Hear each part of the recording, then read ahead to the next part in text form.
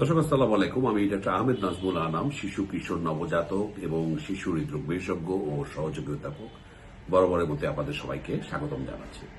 দর্শক, গতদিন আমি একটি ভিউ দিয়েছিলাম, পোস্ট কার্ডের মতো দিয়েছিলাম, যেখানে একটি ডাব্লিউ পজিশনে একটি বাবু বসে আছে এবং সেখানে আপনাদের মতামত জানতে চেয়েছিলাম।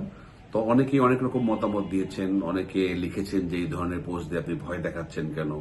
অনেকে বলছেন যে আমার বাবু তো ভয় বসেই। অনেকে বলছেন যে স্যার এটা কোনো সমস্যা হবে কিনা। আসলে আজকে সেটা নিয়ে আপনাদের যে অনেকের অনেক কনফিউশন আছে সেটা দূর করার জন্য এই ভিডিওটি দেওয়া।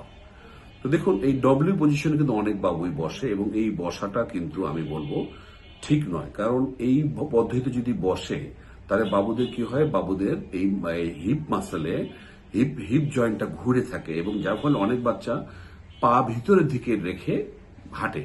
দেখবেন অনেক মা বলে যে স্যার আমার বাবুকে তো পা এইভাবে ভিতরে ভিতরে ঢুকিয়ে ঢুকিয়ে হাঁটছে।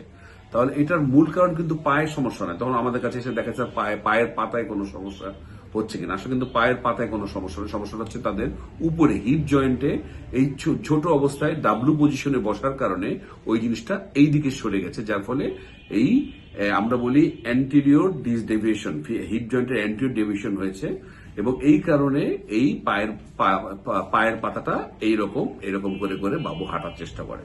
তাহলে এটা কিন্তু সবার হবে না। অনেকে কমেন্ট করেছে কই আমার বাবু তো বসে হয়নি। তাহলে এটা আমরা বলবো যে অনেকটা 8 বছর ভিতরে অনেকেরই ভালো হয়ে যায়। তাহলে কখন আমরা চিন্তিত হব যাদের 8 বছরের ভিতরে এটা ভালো না হবে এবং হাঁটতে সমস্যা হবে, অনেক বাবু ব্যালেন্সে প্রবলেম হয়, পড়ে যায়, তাদের কিন্তু এটা অবশ্যই ডাক্তারের পরামর্শ নিতে হবে এবং এর জন্য আমরা কিছু ব্রেস দেই, কিছু শু দিতে হয় এবং প্রয়োজনে অস্টিওটমি বলে, সুপ্রাকন্ডাইল অস্টিওটমি বলে একটা অপারেশনের প্রয়োজন হয় 10 থেকে 12 বছর বয়সে।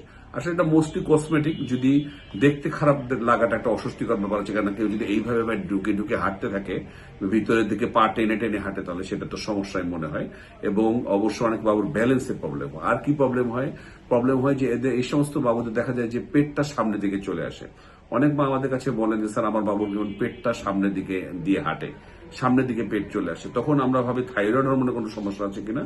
আর যে সমস্ত বাবুরা এরকম ভিতরের দিকে পা টেনে হাঁটবে তাদের এবং পাটা একটু টাইট হয়ে যেতে পারে, তাহলে সেটা কিন্তু একটি সমস্যা। অনেকের কার্ভেচারে, অর্থাৎ আপনি যে স্ট্রেট হয়ে দাঁড়ানোতে সমস্যা হতে পারে, পিছনে ভার্টিব্রা অ্যালাইনমেন্টে প্রবলেম হতে পারে।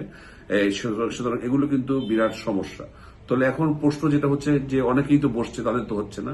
তাহলে দর্শক, সবার হবে না। তাহলে এটা কিন্তু তাহলে আমরা একটা দূর করবো কি করে? আমরা বলবো যে অবশ্যই আমরা বলবো ক্রস লেগ, আমরা পাটা ঘুরিয়ে বসার চেষ্টা করব। ডাব্লিউ পজিশনে আমরা অবশ্যই বসাবো না। আমি এটা নিয়ে আপনাদের একটু ব্যায়াম দেখাবো পরবর্তী ভিডিওতে কিভাবে এটা দূর করা যায়। তো আমরা ক্রস লেগ হিসেবে বসবো, ডাব্লিউ পজিশনে বসাবো না এবং একটু যে ব্যাঙের মতো বসে বসে হেঁটে হেঁটে থপ থপ থপ থপ করে এরকম করে করে যদি দুই পায়ে ভর করে করে যদি আগাতে হয় এবং হাঁটুটা একটু বাইরের দিকে রেখে যে আগানো যায়, তাহলে কিন্তু এটা একটা ব্যায়াম, সেটা একটি ব্যাপার। আর আমরা কিছু ম্যানুভার করি, স্ট্রেচ করি, চাপ দিই, যাতে এই জিনিসটা ঠিক হয়ে যায়। তো দর্শক, আমি বলবো ডাব্লিউ পজিশনে আপনার বাবুকে বসাবেন না।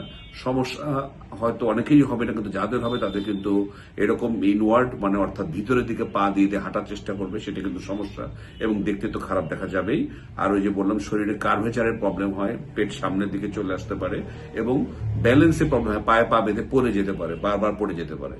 তো দর্শক, আমি বলবো আপনার বাবু যদি ডব্লিউ পজিশনে বসে, যেটি ছবি আপনারা দেখেছেন, সেই পজিশনে অবশ্যই বাবুকে বসতে দেবেন না এবং অবশ্যই বাবুকে ক্রস লেগ করে পাটা ক্রস করে বসাটা উৎসাহিত করবেন এবং অবশ্যই বাবুকে যদি এরকম হয় 8 বছরের পরেও যদি থেকে যায়, আমি মনে করি অবশ্যই চিকিৎসকের পরামর্শ নেওয়া উচিত।